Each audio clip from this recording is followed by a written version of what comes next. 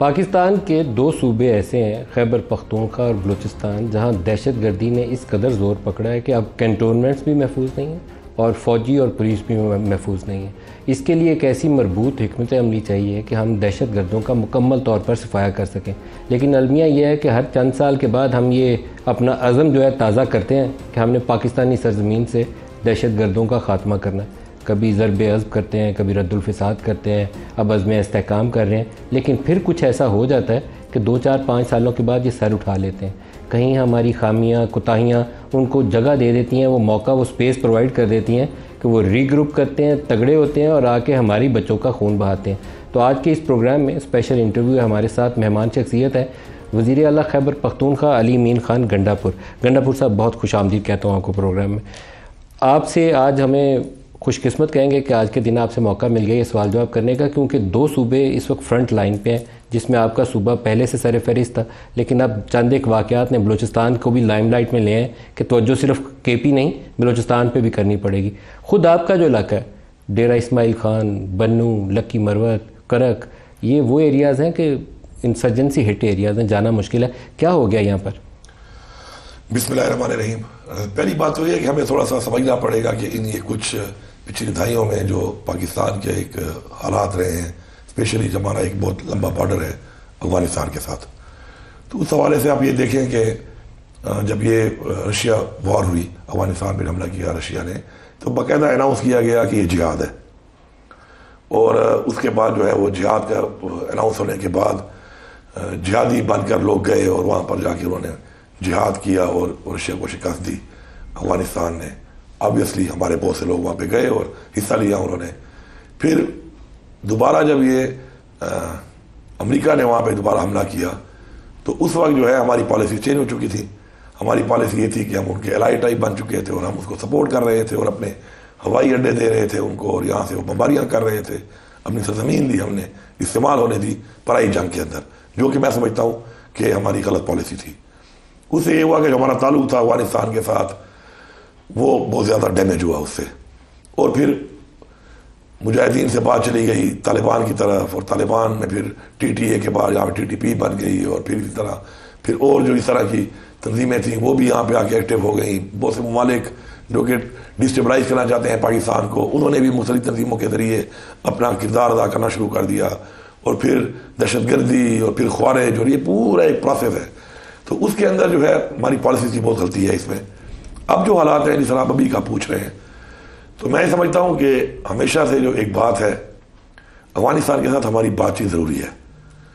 और अफगानिस्तान के साथ हमारी बातचीत अगर नहीं होगी तो जो इतना लंबा 2200 किलोमीटर का एक बॉर्डर मेरे सूबे के साथ है, इसको हमने फेंस भी लगाया जो कि अब मौजूद नहीं है उस तरीके से, हम उसको नहीं प्रोटेक्ट कर। फेंस कहाँ गया? फ्रेंच जगह जगह से काट लिया गया, तोड़ लिया गया। नहीं, 2200 किलोमीटर की इतनी लंबी फ्रेंच को प्रोटेक्ट करना कोई मजाक तो नहीं है कि आप उसको करने। फिर बाकी उस तरफ जो लोग हैं या जिनके साथ आपका मुकाबला है, मैं हमेशा कहता हूँ कि पॉलिटिकल पॉइंट स्कोरिंग जो कर देते हैं बाज़ औक़ात, तो उसमें ये कच्चे के डाकू और इस तरह के क्राइम्स का जो कंपेयर है विद ऐसे एरिया में जहाँ पे ऐसी तंजीमें हैं और ऐसे ममालिक हों, उनका बॉर्डर हो जिन्होंने 2 सुपर पावर को शिकस्त दी है, तो ये कंपेरिजन नहीं बनता। तो अब वो चूँकि उससे भी प्रोटेक्ट नहीं हो सका, तो उसमें हमें उनके साथ एक डायलॉग करना चाहिए और प्रॉपर हमें इस चीज़ को कंट्रोल करने के लिए कोई G2G हमें करना चाहिए। और उसके लिए मैंने पहले भी कहा था, फिर बाद में एग्री कर गए कि हाँ जी आप बातचीत करें उनसे। फिर उन्होंने कहा TORs बनाए, मैंने TORs बनाकर फेडरल गवर्नमेंट को भेजे भी हैं। 2 महीने ज़्यादा टाइम हो गया है। मैंने अपना एक छोटा जिरगा बना लिया था, उसमें मेरा एक जो हमीदुल हक साहब हैं शहीद हो गए, उसमें मेंबर थे जी, वो मेंबर भी थे। उनको शहीद किसने किया? उनका भी अभी तक यही है कि भाई कंफर्म तो एग्जैक्ट नहीं है ये चीज़, लेकिन ये जो TTP वालों ने तो उसको कहा है कि हमने नहीं किया। लेकिन उसके भी जो अभी ताने बाने हैं वो यही है कि जो बाहर उमाले से कुछ ऐसी और भी तंजीमें काम कर रही हैं, उनमें से कोई तंजीम होगी। लेकिन अभी तक वो इंक्वायरी उस पर हो रही है, प्रॉपर JIT मैंने बनाई है उसके ऊपर, तो अभी तक उसकी रिपोर्ट आ जाएगी। तो अभी फेडरल गवर्नमेंट ने आपके TORs क्यों नहीं अप्रूव किया? TORs अब बार बार पूछ रहे हैं कि जी बताएं, बैठे कोई बात करें उसके ऊपर। असल में इनके सर एजेंडाज और मसरूफियात और ज़्यादा है ना। एजेंडा क्या है? वफाक का एजेंडा कुछ और है। इनका एजेंडा ये है कि जी खुश करना है। किसको? मैंडेट के बगैर आए हुए हैं, लोगों को डाली जा रहे हैं, महकमे नहीं है तो मिनिस्टर लिए जा रहे हैं, कैबिनेट बढ़ाई जा रही है, ये काम शुरू है। लेकिन 2 इसमें इंपॉर्टेंट प्लेयर है। सारा फोकस PTI पे है। PTI सर ना उठा ले, इनके वर्कर्स को जो है ना पंजाब में दबाओ, छापे लगाओ, घर तोड़ो, इनके मेंबर तोड़ो, लीडरशिप में दरार पैदा करो, कॉन्स्पिरेसियां करो इनके खिलाफ, इस काम पे लगे हुए हैं। अगर इस्टेब्लिशमेंट ने TOR ओके किया तो फिर तो आपका काम थ्रू है, अदरवाइज तो नहीं थ्रू होगा। तो इस्टेब्लिशमेंट ऑन बोर्ड है इस मामले में? बिल्कुल ऑन बोर्ड है, और हमने जो ये TOR भेजे हैं उस पर हमको कह रहे हैं हमारे साथ आप बैठ जाएं, अगर वो अप्रूव, उसमें इनके भी नुमाइंदे साथ होंगे, अगर वो जल्दी अप्रूव हो जाए हम चले जाएं बात कर। देखिए हमारी पश्तों में एक रिवाज है, हम पहले जग करते हैं, ये एक जग है कि हम उनके साथ बैठे और हम उनसे कहें कि जी ये बात है हमारी। और मशरान ये तो पहले फेज़ 1 में तो छोटा जिरगा है, इसके बाद भी पूरे मैं कबाइल का एक बड़े जिरगा भी एक करूँगा जिसपे हर कौम से बंदे लिए जाएंगे। उसमें मैंने काफ़ी वर्किंग भी कर ली है, सेपरेटली मैंने काफ़ी कर लिए हैं जिरगे उस पर। फिर जब वो सब जाएंगे और वो बैठेंगे तो वो कोई आम चीज़ नहीं होगी, वो एक ग्रैंड जिरगा होगा और वो कौमों के दरमियान होगा, उन कौमों के दरमियान जिनके स्टेक होते हैं। और ये बात ज़हन-नशीन करने सब आम के बगैर इस तरह की जंग जीतना नामुमकिन है। क्या अवाम साथ नहीं है? जरूरी है। अवाम तो साथ है, अवाम तो चाहते हैं कि अमन हो। अवाम अमन तो चाहते हैं, लेकिन अवाम का अपने इदारों से, अपनी हुकूमतों से एतमाद भी उठ चुका है। क्यों इदारों से क्यों एतमाद? गलत पॉलिसियाँ, गलत पॉलिसियाँ, गलत पॉलिसियों की वजह से एतमाद उठ चुका है। अब देखें ना, अब गुड़ तालिबान, ये गुड़ तालिबान क्या है मुझे आप बताएं? अभी भी है वो तफरीक गुड और बैड की? मैंने तो बड़ी सख्ती करके बंद की है, लेकिन फिर भी अभी तक घूम रहे हैं, अंदर प्रोटेक्शन मिल रही है उनको। कल नेशनल सिक्योरिटी कमेटी के इजलास के अंदर जब आपने सवाल जवाब बहुत हुए, वहां आपने पूछा ये गुड तालिब कौन है? अब उसकी तो मैं सारी बातें आपको नहीं बताता क्योंकि इन कैमरा थी, लेकिन मैं आपको ये बताऊं कि गुड़ तालिबान जो है इनके बकायदा अड्डे बने हुए थे, ये ओपनली घूमते थे। मैंने एपेक्स कमेटी में मैंने फिर मंजूरी लेकर उनको बंद किया, लेकिन अभी भी वहाँ मौजूद है और प्रोटेक्शन उनको मिल रही है। उनका जो एक्सपोजर था वो मैंने कम कर दिया क्योंकि हमारी एपेक्स कमेटी में मंजूरी हो गई है कि इनको नहीं छोड़ना। लेकिन अब आप ये देखिए तालिबान कौन लोग हैं? ये वो लोग हैं जिन्होंने सरेंडर किया, जिन्होंने सरेंडर कर दिया। अब सरेंडर बंदा जो सरेंडर कर गया, ठीक है, उसको सजा ना दें, आप अपना काम कारोबार करें, जिंदगी गुजारे, लेकिन आप उससे एक्सपेक्ट कर रहे हैं कि वो आपको जंग जीत के देगा। One surrender is always surrendered. हमारी तरफ कहते हैं वो बगला बटेरा होता है ना, एक पेड़ में बगला हो जाए, जितने अच्छा नस्ल का भी हो ना, वो दोबारा फिर पेड़ में लड़ता नहीं है। तो हमें उनकी क्या जरूरत है? हम खुद लड़ सकते हैं मुकाबला।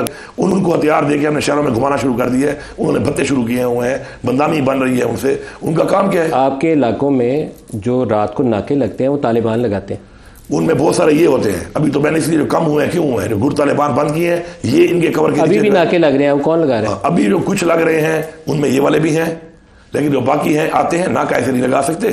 थोड़ी मैं क्लैरिटी करूं, शुक्र है मेरी हुकूमत की कमलदारी है, ऐसा नहीं है। आते हैं, खड़े होते हैं, फिर निकल जाते हैं, कभी खड़े होकर वसूली करके खड़े चले जाते हैं। लेकिन थोड़ी वसूली की, लेकिन सर देखे ना इतने बड़े एरिया में, अब वो आके मौजूद तो यहाँ पे हैं इन एरिया में, तो आके आए, कार्रवाई की, वीडियो बनाई, चले गए। लेकिन 1 घंटा आधे घंटे से ज्यादा जब तक मेरा वहाँ पे टाइम है पहुँचने का, उस वक्त तक वहाँ पे नहीं सस्टेन कर सकते। शाम में वो दंदनाते फिरते हैं जी, माजरत ऐसा नहीं है, दंदनाते फिरते हैं शाम के बाद, ऐसा नहीं है। और दूसरी बात ये, हाफिज गुल बहादुर और नूर वली मोहम्मद ये किधर? इधर ही कहीं होंगे फिलहाल। इधर तो हमारे वाले इन एरिया में तो अभी तक उनकी लोकेशन हमारे पास कोई नहीं आ रही। ये गुड तालिब है कि बैड तालिब है? ये पहले गुड़ थे, अब बैड हो गए। ये कब तक गुड़ थे? ये काफी अर्से तक गुड़ थे। बड़ा इन्होंने घूमते थे, बड़े ये असले लेकर हमारे अपने एरिया में, छावनियों में बड़े ये बंदे लेके घूमते थे। तो हमारे इलाकों में जो हमले अब हो रहे हैं, ये जो बन्नू वाला कंटोनमेंट वाला अटैक है, इसके पीछे कौन था? अब तो ये खुद ही उसको मान रहे हैं कि हमने किए हैं हमले। वही लोग। कौन? वो जो गुड़ से बैड हो गए हैं अब।